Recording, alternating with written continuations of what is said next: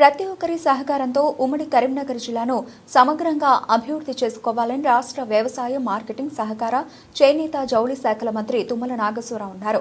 నేడు మంత్రి తుమ్మల నాగేశ్వరరావు కరీంనగర్ జిల్లా కలెక్టరేట్లోని ఆడిటోరియం హాల్లో ఉమ్మడి కరీంనగర్ జిల్లా పరిధిలో వ్యవసాయ శాఖ, విద్యాశాఖ, హౌసింగ్, పంచాయతీరాజ్ పనితీరుపై రాష్ట్ర బీసీ రవాణా శాఖ మంత్రి పొన్నం ప్రభాకర్, ఐటీ పరిశ్రమల శాఖ మంత్రి దుద్దిల శ్రీధర్ బాబు, ప్రభుత్వ సలహాదారు హర్కర వేణుగోపాల్, ప్రభుత్వ విప్ ఆది శ్రీనివాస్, ఉమ్మడి కరీంనగర్ జిల్లా కలెక్టర్లు, ఎమ్మెల్యేలతో కలిసి సమీక్ష నిర్వహించారు.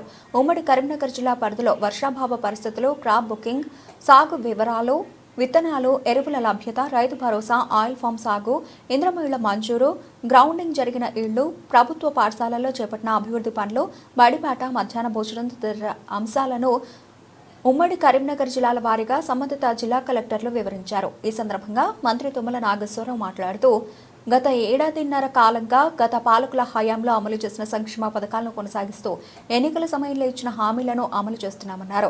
రాష్ట్రంలో ఉన్న అస్తవ్యస్త పరిస్థితులను సరిచేస్తూ ఆర్థిక పరమైన వెసులుబాటు చేసుకుని పాలన సాగిస్తున్నామన్నారు. ఉమ్మడి కరీంనగర్ జిల్లా సమగ్ర అభివృద్ధికి అధికారులు, ప్రజాప్రతినిధులు సంయుక్తంగా పనిచేయాలన్నారు. ప్రజలకు మేలైన పాలన అందించాలని, ఎక్కడ ఎటువంటి అవినీతికి ఆస్కారం లేకుండా పాలన చేయాలని సూచించారు. జూలై వరకు అవసరమైన విత్తనాలు, ఎరువుల స్టాక్ జిల్లాలో అందుబాటులో పెట్టుకోవాలన్నారు. యూరియా వాడకం తగ్గించాలనే ఉద్దేశంతో కేంద్ర ప్రభుత్వం రాష్ట్రాలకు తక్కువ సరఫరా చేస్తుందని, అవసరమైన మేర మాత్రమే యూరియా వాడాలని, అధికంగా వాడటం వల్ల భూసారం తగ్గిపోతుందని, భూమికి నష్టం జరుగుతుందని, దీనిపై రైతులకు రెగ్యులర్గా అవగాహన కల్పించాలన్నారు. అందరం కూడా ప్రజాప్రతినిధులుగా మేమందరం వేదిక మీద ఉన్న వాళ్ళందరం రేవంత్ రెడ్డి గారి నాయకత్వంలో ఈ రాష్ట్రాన్ని అన్ని రంగాల్లో ముందుకు తీసుకెళ్ళటం కోసం మీ సహకారంతో తప్పకుండా ప్రయత్నం చేయాలనే ఉద్దేశంతో మొదటి సంవత్సరంలో ఆర్థికపరమైనటువంటి అంశాల మీద కొంత వెసులుబాటు లేకపోయినా ఈ సంవత్సరం ప్రతి సంవత్సరం రాబోయే రోజుల్లో కరెక్ట్గా ప్లానింగ్ చేసుకొని శాఖాపరంగా నిధులు సమకూర్చుకొని గతంలో జరిగినటువంటి అస్తవ్యస్తమైనటువంటి పరిపాలనకి కొంత ఇబ్బందులు వచ్చినా, కొన్ని పెండింగ్ బిల్స్ ఉన్నా, కొన్ని పెండింగ్ కార్యక్రమాలు ఉన్నా, పెండింగ్ వర్క్స్ ఉన్నా, వీటన్నిటిని సరిదిద్దాల్సినటువంటి అవసరం ఇప్పుడు ఈ ప్రభుత్వం మీద ఉంది. కాబట్టి వాటిని సరిదిద్దుకుంటూనే మేము అనుకున్నటువంటి కార్యక్రమాలు కొనసాగించాలంటే ఇప్పుడు ప్రజాప్రతినిధి యొక్క సహకారంతో పాటు మీ యొక్క సహకారం కావాలి. నలుగురు జిల్లా కలెక్టర్లు ఉత్సాహవంతులు, కమిట్మెంట్తో పనిచేస్తున్నారు. వాళ్ళ ఆధ్వర్యంలో మీరు కూడా ఎప్పుడు మేము ప్లానింగ్ బోర్డు కానీ రివ్యూ మీటింగ్ పెట్టుకుంటే 2-3 సబ్జెక్టులే తీసుకుంటాం. ఆ జిల్లా అధికారులు మాత్రమే రావాలి.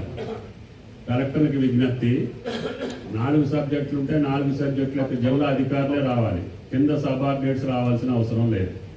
ఏఈలు, డిఈలు, ఎస్ఈలు ఎవరు అక్కర్లేదు. ఏ డిపార్ట్మెంట్ పిలిస్తే ఆ డిపార్ట్మెంట్ హెడ్నే పిలవండి, ఆయనే రివ్యూ చేసుకొని టోటల్గా సబ్జెక్ట్ తోటి వివరంగా అన్ని అవగాహనతో రావాలి.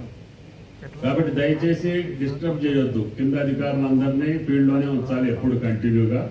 మేము వచ్చిన రోజున ఎవరిని పిలవాలో వాళ్ళ వరకే పిలవండి. ఆ సబ్జెక్టుల వరకే తరువుగా గౌరవ శాసనసభ్యుల యొక్క సందేహాలకు కానీ సూచనలు కానీ అర్థం చేసుకొని పరిపాలన ముందుకెళ్ళాలి.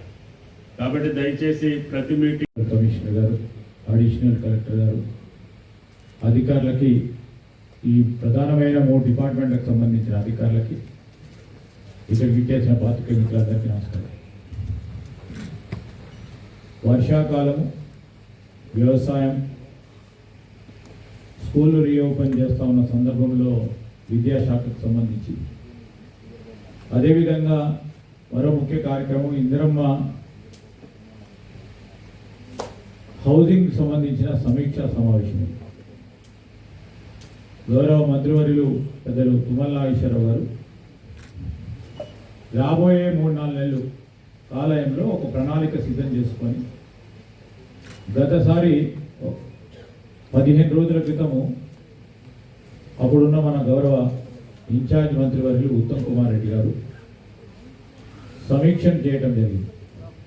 తదనంతరం ఈరోజు మరి తుమ్మల నాగేశ్వరరావు గారు వచ్చిన సందర్భంలో ప్రత్యేకించి వ్యవసాయం, హార్టికల్చర్కు సంబంధించి రాబోయే కాలంలో జిల్లాకు సంబంధించిన ఒక ప్రణాళిక సిద్ధం చేసుకోవాలని, మరి ఆ దృక్పథం, అదేవిధంగా విద్యాశాఖకు సంబంధించి కూడా ఒక ప్రణాళిక సిద్ధం చేసుకొని ముందుకు పోవాలి.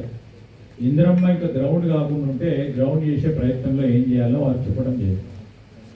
గౌరవ శాసనసభ్యులు కానీ మరి అదేవిధంగా అందరూ కూడా వారి వారి ఆలోచనలు చేయడం జరిగింది. నేను జిల్లా కలెక్టర్ గారికి కూడా మనవి చేస్తాను. ప్రభుత్వం ప్రధానమైన లక్ష్యం ఈరోజు విద్య, వైద్యం, వ్యవసాయం. దీని విషయంలో నేను కలెక్టర్స్ గారి ప్రధానమైన బాధ్యత జిల్లా పరిపాలన యంత్రాంగం తరఫున మరి వారు ఒక ప్రధాన వ్యక్తిగా ఉన్న సందర్భంలో వారి జిల్లా అధికారులందరూ వ్యవసాయము, ప్రభుత్వం ప్రతిష్టాత్మకంగా ఇచ్చినటువంటి గృహ నిర్మాణం 3 శాఖలకు సంబంధించి మరి సమీక్ష చేసినటువంటి గౌరవ తుమ్మల నాగేశ్వరరావు గారికి, అదేవిధంగా సహచర మంత్రి సీనియర్ శ్రీ దుద్దుల శ్రీధర్ బాబు గారికి, గౌరవ ప్రభుత్వ విప్పు ఆది శ్రీనివాస్ గారికి, ప్రభుత్వ సలహాదారు నరకార వేణుగోపాల్ గారికి, గౌరవ శాసనసభ్యుడు గవర్నమెంట్ సత్యనారాయణ గారికి, మెడిపల్లి సత్యం గారికి, డాక్టర్ సంజయ్ గారికి, విజయరామారావు గారికి, డాక్టర్ సంజయ్ గారికి, మకర్ సింగ్ రాజ్ ఠాకూర్ గారికి, గౌరవ అధికారులకు, వివిధ ప్రజాప్రతినిధులకు, అందరికీ ఇక్కడ ఇచ్చేసినటువంటి అధికారులకు, పాత్రికేయులందరికీ కూడా నమస్కారం.